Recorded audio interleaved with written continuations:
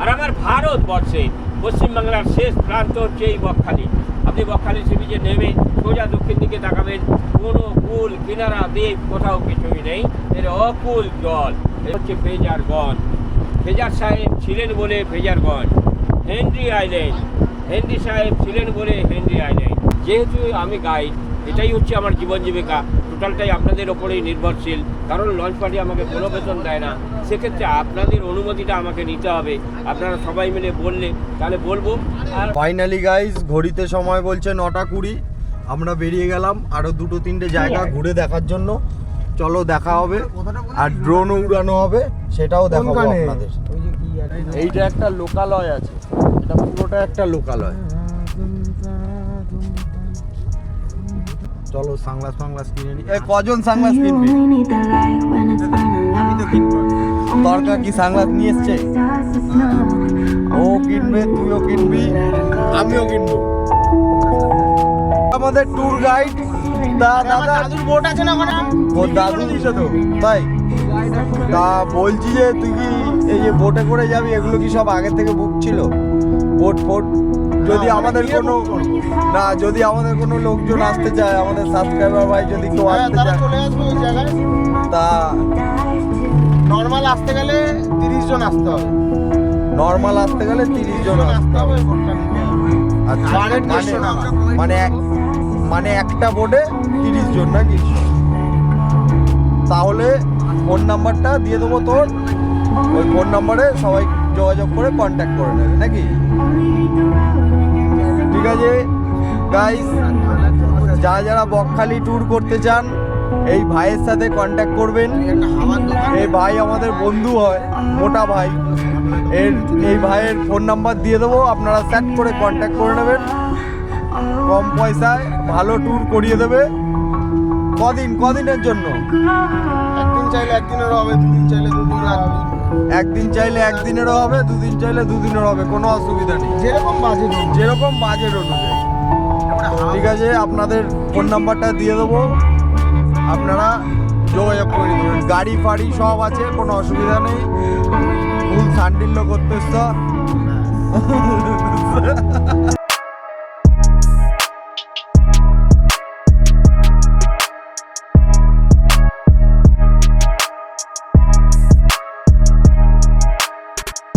Boat চড়ার জন্য আমরা নৌকায় উঠবো। নৌকায় উঠে যাব, এখান দিয়ে যাওয়া যাবে না? যাওয়া যাবে না? যেতে পারবে না। যাবে না। এইটাই রাস্তা, কাজ হচ্ছে।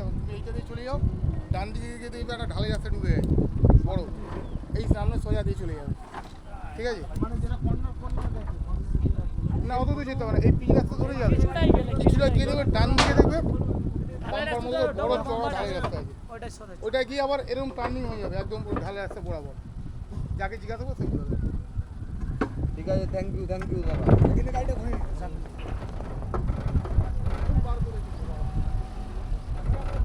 ওই মাছ ধরছে গাইস। তো আমাদের এই রাস্তায় ঢুকতে দিল না, তা আমরা পাশের রাস্তা দিয়ে যাব। তা চলো যাওয়া যাক। রাস্তাটায় ঢুকে গেলাম। এই রাস্তাটা এখন নতুন হয়েছে, ওই রাস্তাটা তৈরি হচ্ছে। আমরা ওই রাস্তা দিয়ে একটা সোজা রাস্তা।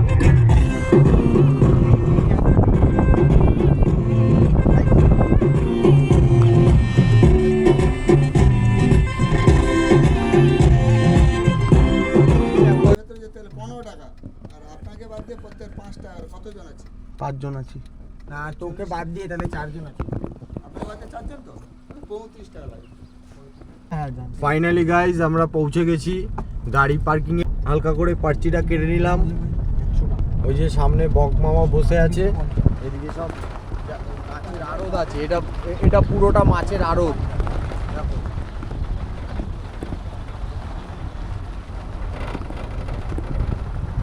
এটা ফুল মাছের আড়ত আছে গাইজ, এটা ফুল মাছের আড়ত। এখানে সব মাছ ফাছ ওঠায়।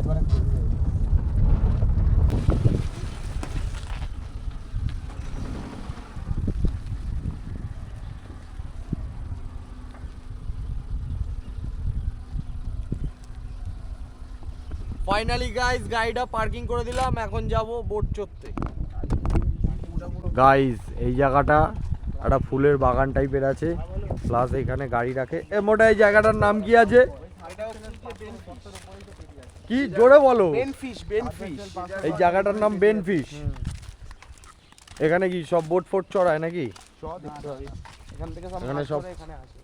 ফুলের বাগান আছে এখানে। এখানে হাঁস মুরগি সব পোষা হয়। বদ্যি পাখি আছে আবার। সুন্দরবনের ঠিক কাছাকাছি এখানে সব সুন্দরী গাছ দেখা যাচ্ছে, আর গাছের সব শ্বাসমূলগুলো বেরিয়ে আছে। ভালোভাবে দেখতে পারলে যদি ক্যামেরায় উঠে থাকে তাহলে আপনারা দেখতে পাবেন।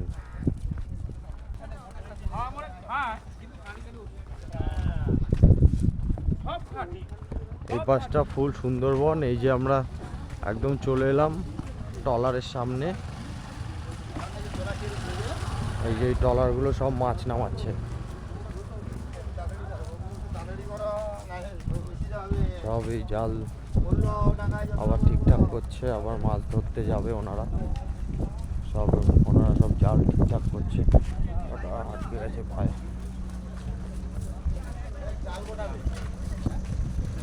এই যে এখানে জাল গোটাচ্ছে। এটা কি জাল গুটাবে নাকি? এটা কি জাল গুটাবে?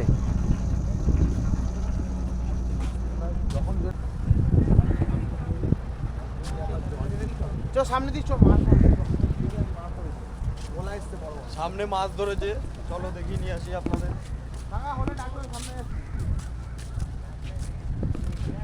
কি হলে ডাকবে মানে?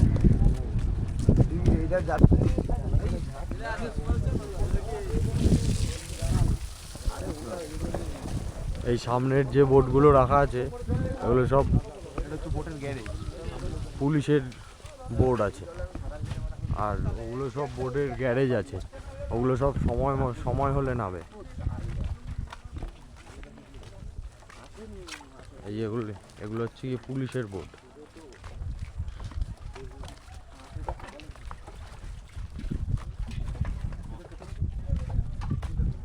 একটা দাঁড়িয়ে ছবি তুলবো।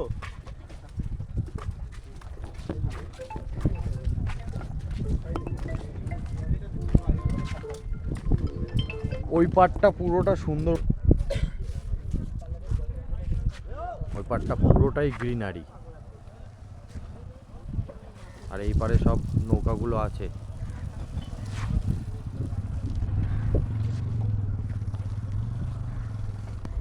ফাইনালি কিন্তু আমাদের এই জায়গা আছে, এখানটা এসে দাঁড়া। দেখবি বোটে ছবি যদি নাম না করে। ফাইনালি কিন্তু আমাদের এখানে এসে আবার ড্রোনটা উড়াবো। চলো এখান থেকে জলের মাঝখান থেকে উড়িয়ে দেখাবো আপনাদের পাখির চোখে সুন্দরবন। এই যে বকটা যে উড়ে যাচ্ছে, এই বকরা এই পাখির চোখে আপনাদের সুন্দরবনে বকখালিতে বক উঠছে।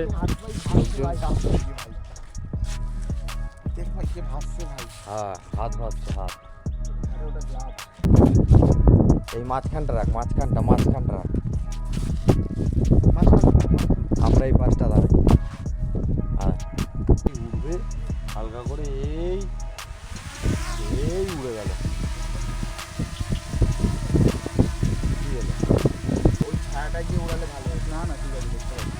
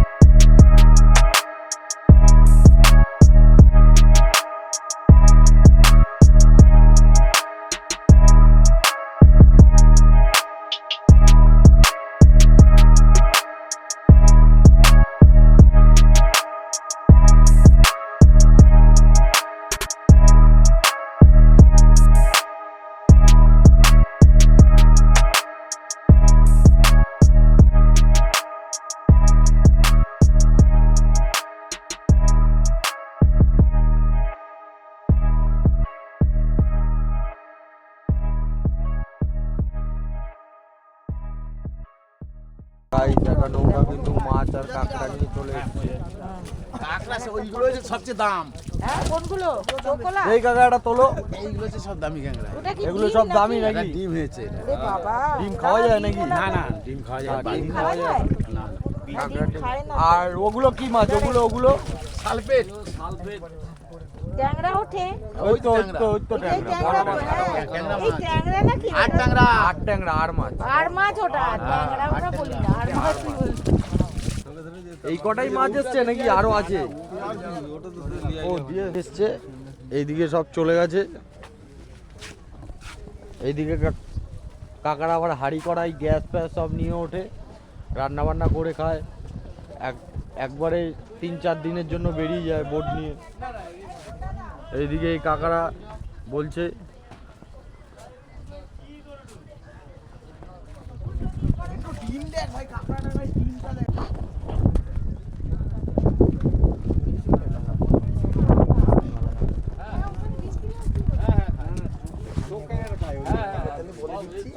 না, এই ট্যাংরা ডিম খায় না, না? এই দেখো, এই মাছ। শঙ্কর মাছ। শঙ্কর মাছ এটা। শঙ্করের তো চাবুক এটা ওই ছোট ল্যাজ- ছোট ছোট ওটা তো শঙ্কর ছোট না? ল্যাস কেটে দেওয়া হয়েছে, কাঁটা থাকে না। না রে কাঁটা তো আর চোখটি মারলেই হয়ে গেল। হ্যাঁ, হ্যাঁ। শঙ্কর মাছের চাবুক বলে না বাবা। এখন যেটা এই দাদা আমাদের ছবি তুলছে, মানে এটা কি তোমার কি ইউটিউবে কোনো ওই আছে নাকি? তাহলে প্রজেক্টের কোনো কাজ আছে না, এখানে ট্যুরিস্ট ভিজিটের একটা গণনা করছে। আমি নরেন্দ্রপুর রামকৃষ্ণ মিশন বিবেকানন্দ ইউনিভার্সিটি পড়ি, হ্যাঁ এগ্রিকালচার অ্যান্ড রুরাল ডেভেলপমেন্ট নিয়ে এমএসসি করছি। আচ্ছা তো এখানে হিলসা ফিশারম্যান যারা হিলসা মাছ ধরে আচ্ছা তাদের সোশিও ইকোনমিক স্ট্যাটাস নিয়ে সার্ভে করতে আসছি। আচ্ছা আমার একটা ডিজার্টেশন পেপার এটার উপর হবে, আচ্ছা তো এটার জন্য ডাটা কালেকশন করতে এসেছি। তো টুরিস্ট প্লেস হিসেবেও যেটা আছে তো সেটাও আমি একটু জানা হলো আর কি। আচ্ছা এটা প্রথমবার এখানে আসা আচ্ছা ঠিক আছে, হ্যাঁ, আমার থ্যাংক বাড়ি- ইউ। কেষ্টপুর, কলকাতা। কলকাতা, আমার পশ্চিম মেদিনীপুর। আচ্ছা মেদিনীপুর থেকে এখানে অনেক দূর তো। আমরা নরেন্দ্রপুরে থেকে পড়াশোনা করি। আচ্ছা। থেকে ই হারবারের সেন্ট্রাল মেরিন ফিশারি ইউনিট আছে না? আচ্ছা ওখানে গিয়ে- আমি নাকি শুনেছি ওনার দাদু এক সময় না উনি বলেছে হতে পারে। যে আমার দাদু এরকম জাহাজ আমাদের ফাজ চালাতো, ছিল, আমাদের এই মাছের ট্রলার ট্রলার ছিল।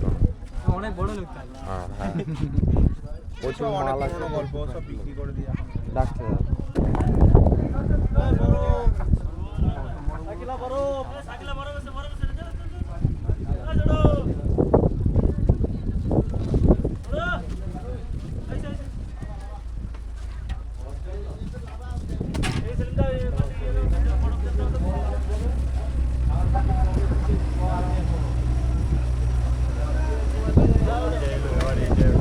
আমরা কিন্তু এখন এই কাকার দোকানে চলে এলাম।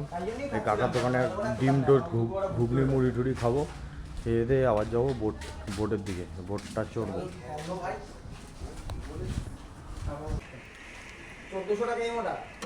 এখানে কাকা হালকা করে ঘুগনি আর মুড়ি দিয়ে দিচ্ছে। এখানে সবাই ঘুগনি মুড়ি খাবে আর আমরা ডিম টোস্ট খাবো।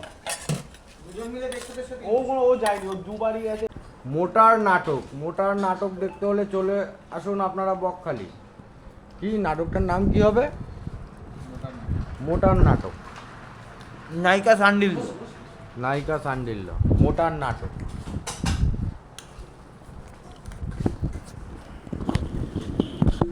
সবাইকে খাবার দিয়ে দিয়েছে গাইজ, আমাকে একমাত্র খাবার দেয়নি। কারণ বড় লোক মানুষ ডিম টোস্ট খায়। ডিম টোস্টের ব্যাপারটা না। ইটালিয়ান ইটালিয়ান খাবার দাবার খায়। আর ইটালিয়ান খাবার ছাড়া আমি খাই না। ইট পাটকেলটা আমি বেশি খাই। এদিকে সব আমাদের পেঁয়াজ আনতে গেছে দাদুর কাছে। না না কাটতে হবে না, একটু সস দাও। একটু সস ছাড়া না আমরা আবার ইটালিয়ান আবার খাবার খাই না। একটু একটু একটু সস দিলে ভালো লাগে খেতে। ব্যাস একদম ফাইন হয়েছে। আরেক প্লেট। কাকা এখানে হালকা করে পেমেন্ট নিয়ে নিল। অনলাইন নেবে নাকি? আপনি লিকুইড মানি আছে? ওই তো লিকুইড মানি থাকলে দিয়ে দেন। না অনলাইন। তাহলে কি একেবারে অনলাইন মারবি? ফাইনালি কিন্তু আমরা বোটে উঠে পড়লাম। যেখানে বসে বসে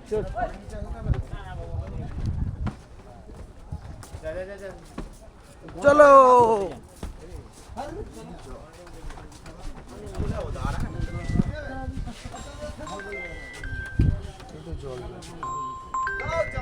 চলো। হ্যাঁ দীপাঞ্জন দা বলো। হ্যাঁ বলো দীপাঞ্জন দা।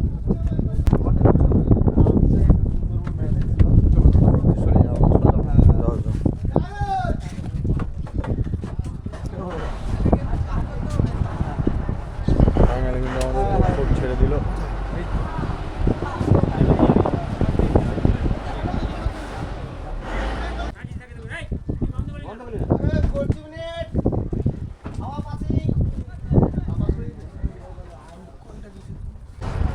ফাইনালি কিন্তু এই কাকা বোট স্টার্ট দিয়ে দিল।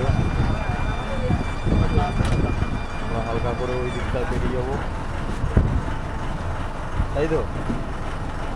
তা বোটে উঠে কেমন লাগছে?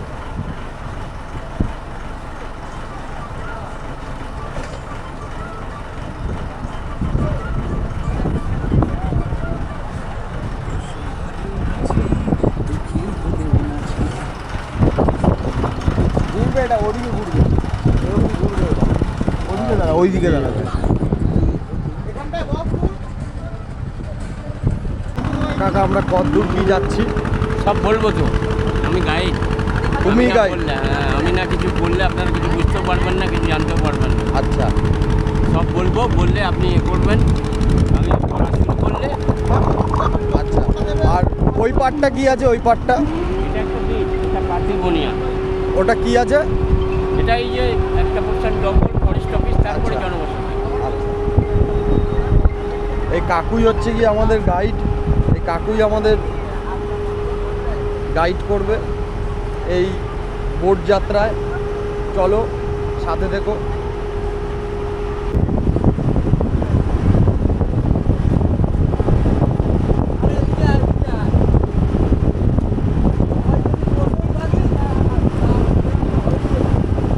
তোমরাও পারলে চলে আসো আজকে।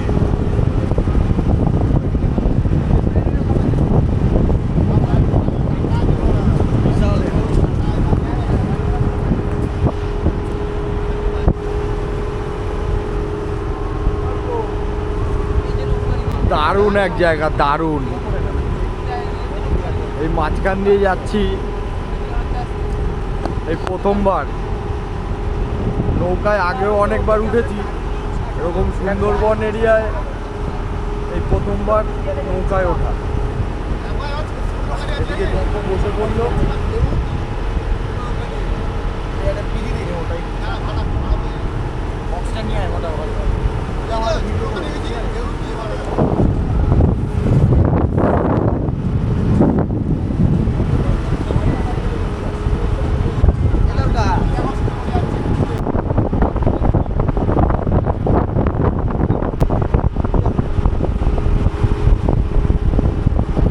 আচ্ছা, সবাই একটু শুনবেন আমি কি বলছি। বলো কাকা।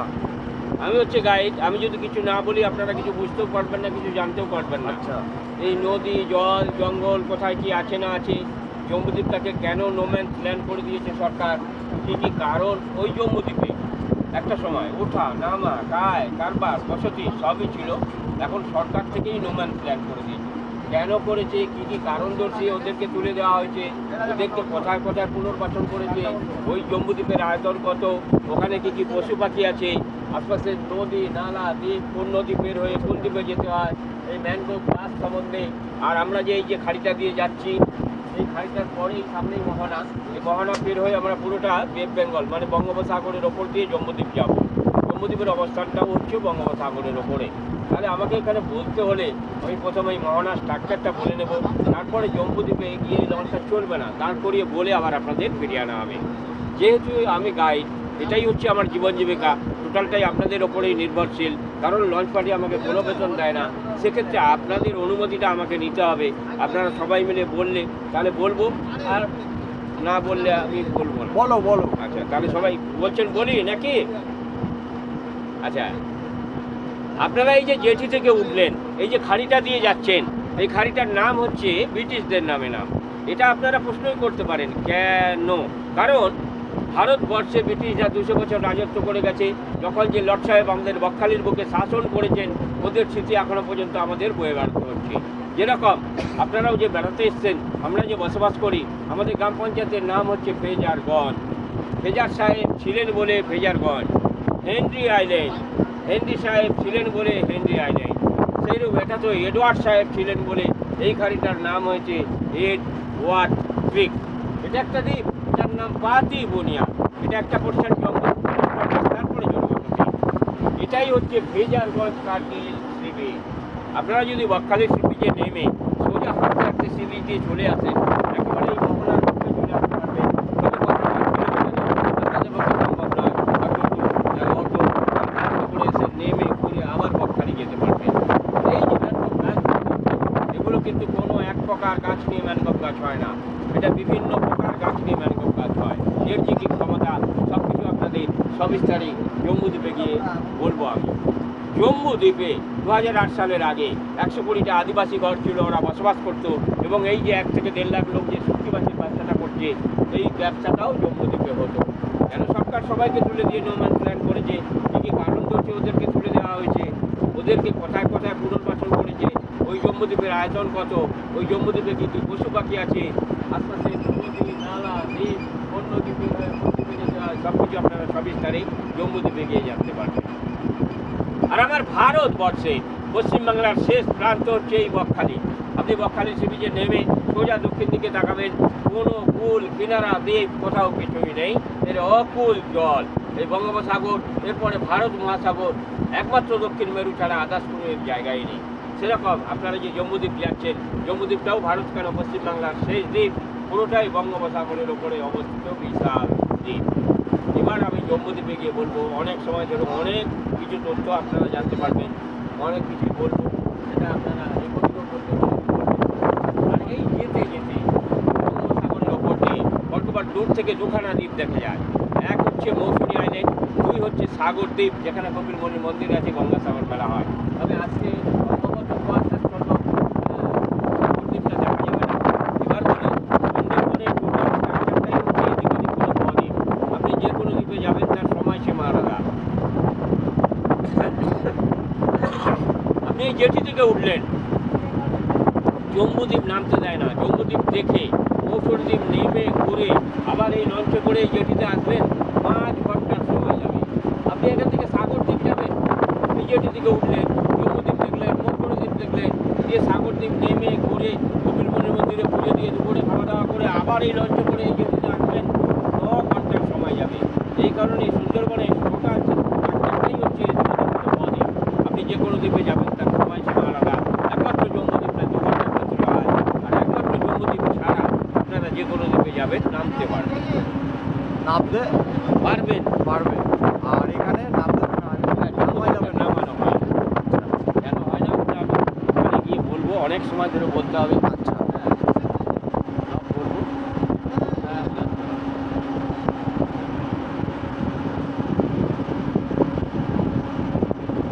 গাইস ফাইনালি কিন্তু কাকু কিছুটা বলেছে, এবার হাফ সাসপেন্ড রেখেছে। এবার ওই জম্বুদ্বীপে গিয়ে বলা হবে। লঞ্চটা চলো যাওয়া যাক।